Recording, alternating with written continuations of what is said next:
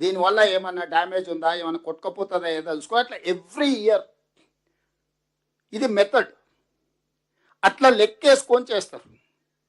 So Chandrashekar Rao గారు 16 టీఎంసీల నీళ్లు ఇట్లా పెద్ద ఎత్తున కనిపించేటట్టు దాంట్లో నీళ్లు నిండా నింపి పెట్టి బస్సులలో అందరినీ తీసుకుపోయి చూపించండి ఎలక్షన్ల ముందర. మీకు అందరు గుర్తుండాలి.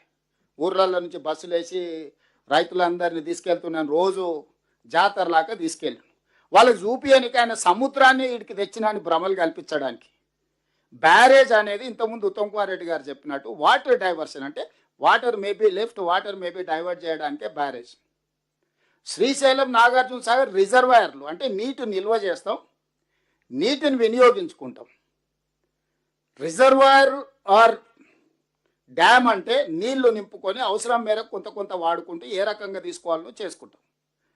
బ్యారేజ్ అంటే సింపుల్ వచ్చే నీళ్ళకు అడ్డుకట్ట కట్టి ఆ నీళ్లు లిఫ్ట్ చేయడానికి అవసరమైన పంపులు లిఫ్ట్ చేయడానికి అవసరమైనంత స్టోరేజ్ పెట్టుకొని టకా ఎట్లా ఫ్లడ్ వస్తుందో అట్లా ఎత్తుకొని అవతలకు పోసుకుంటాం. సో ఇక్కడ కూడా మేడిగడ్డలు ఎత్తి అన్నారంలో పోస్తాం, అన్నారంలో ఎత్తి సుందిళ్ళలో పోస్తాం, సుందిళ్ళలో ఎత్తిన నీళ్లు శ్రీపాద ఎల్లంపల్లిలో పోస్తాం. అంటే మీకు మేడిగడ్డ కింద ఆయకట్టు లేదు, అన్నారం కింద ఆయకట్టు లేదు, సుందిళ్ళ కింద ఆయకట్టు లేదు. ఇవన్నీ ఏంటంటే సైపనింగ్ సైమల్టేనియస్గా పనిచేయాలి. ఏ ఒక్కటి ఆగిపోయినా కూడా నువ్వు ఎత్తలేవు, పోయలేవు.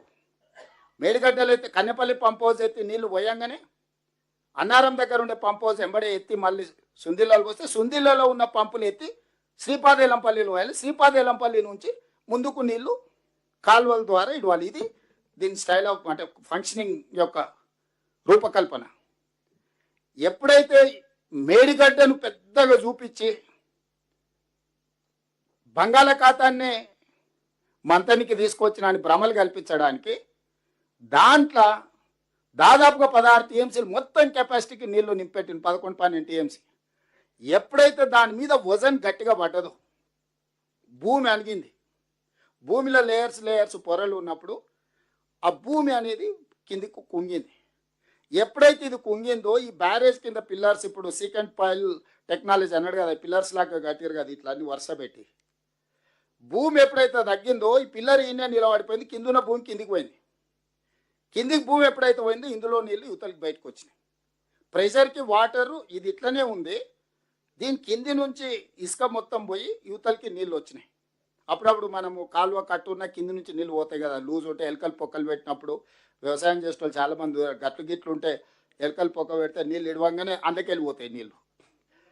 మొత్తం ఇసుక మీద ఈయన బ్యారేజ్ కట్టిండు, ఆ ఇసుక మేడలు కట్టిండు. ఈ ఇసుక మేడలు ఎప్పుడైతే కట్టిండో యువతల నీళ్లు 16 టీఎంసీలు ఎప్పుడైతే నింపిండో రోజుల కొద్ది అట్లే ఉంచిండో దాని మీద ఎప్పుడైతే వెయిట్ అధికంగా బరువు అధికంగా పడ్డదో భూమి అనేది సెటిల్ అయిపోయింది. మధ్యలో పొరలు ఉన్న భూమి అంతా కన్సాలిడేట్ అయిపోయింది. ఎప్పుడైతే కన్సాలిడేట్ అయిందో ఈ పైల్స్ కింద ఉన్న పైల్స్కి భూమికి గ్యాప్ వచ్చేసింది. ఎప్పుడైతే గ్యాప్ వచ్చిందో ఇందులో నుంచి నీళ్ళు యువతలకి వెళ్ళినాయి. ఎప్పుడైతే నీళ్ళు వచ్చినో యువతలు ఉన్న స్ట్రక్చర్స్ అని కొట్టుకుపోయినాయి. ఎప్పుడైతే ఈ బ్యారేజ్లు వరుస ఇంత పెద్దది ఉంది కదా, ఏడైతే ప్రెషర్ పడి నీళ్ళు పోయినో ఏడు కింద పోయిందో ఇది కిందికి పోయింది. అదే 19th pillar 1.5 metres with in డేస్లో కింది కుంగిపోయింది. ఇట్లా ఉండాల్సింది. ఎప్పుడైతే కింది కుంగిపోయిందో గేట్ల అలైన్మెంట్, బ్రిడ్జ్ బ్యారేజ్ అలైన్మెంట్ ఎప్పుడైతే తప్పిందో గేట్ల అలైన్మెంట్ తప్పింది. గేట్ల అలైన్మెంట్ ఎప్పుడైతే తప్పిందో అది తెరుచుకోనికే మూసుకోనికే లేకుండా పోయినాయి. దాంతో 6-7 మొత్తం ఉన్న 2 కిలోమీటర్లలో ఉన్న పిల్లర్స్లో ఇది పోయింది. ఇప్పుడు కేసీఆర్ అంటాడు కానీ 4 పిల్లర్లు కుంగిపోతే ఏమైందని. వెన్నుపూసల 4 పూసలు పోయినాయి అనుకో. ఈ కాళేశ్వరం ప్రాజెక్టుకు మేడిగడ్డ బ్యారేజ్ అనేది వెన్నుపూస లాంటిది గోదావరి జలాల ఎత్తిపోతలకు. మీరు సింపుల్గా అర్థం చేసుకొని, ఒక మనిషికి కాలుకు దెబ్బ తగిలినా, చేతికి దెబ్బ తగిలినా, కన్నుకు దెబ్బ తగిలినా, ఒక కాలు లేకున్నా లేచి నడవచ్చు, కుట్టుకుంటానే నడవచ్చు. కానీ వెన్నుపూసలో 4 పూసలు దెబ్బతింటే ఇంకా వాడు చేసేది ఏం లేదు, మంచంలో ఎల్లెలకలు అనుకో చూడాలి ఏం జరుగుతుందో అంతే. ఇప్పుడు ఈ గోదావరి ప్రాజెక్టు మేడిగడ్డ అనేది గోదావరి ప్రాజెక్టులో వెన్నుపూస దెబ్బతిన్నది. ఇక చేసేది ఏంది లేదు, జరుగుతున్న చూడాలి. అట్లా వస్తుంటాయి నీళ్ళు, ఇట్లా పోతుంటాయి. దీన్ని ఇట్లా ఆపినావు అనుకో, 80,000 పుస్తకాలు చదివిన మేధావి 9.5 ఏళ్ళు కష్టపడి ఆపితే 3 ఏళ్ళలో కట్టిన కాళేశ్వరం కూలేశ్వరం అయి కుప్పగూలింది. మళ్ళీ ఇప్పుడు వచ్చి ఇంకొక వారం రోజులు నాకు కీరాయి నా తడాక చూపిస్తా అంటున్నాడు. పోని ఆయన వచ్చి అడిగిండా, ఆయన రాడు. ఈ మిడిమిడి జ్ఞానం ఉన్న వాళ్ళందరినీ తోలుతున్నాడు. ఇక మీరు అడిగిరా పూర్ణస్తుతం ఏమంటాడు అని. మనం ఇంట్లో వాళ్ళనో వీళ్ళనో విసుకరా పండిత పిల్లలు పంపిస్తుంది చూడు, పోయి పతాలు ఆడుకునే వాళ్ళు ఊర్లారే వాడు ఉండడం జామేరు రాని పిల్లల్ని తోలుతారు చూడు. కేసీఆర్ ఈ మిడిమిడి జ్ఞానం ఉన్న వాళ్ళని తోలి ఏది పడితే అది మాట్లాడి ఈరోజు ఈ పరిస్థితికి తీసుకొచ్చిండ్రు.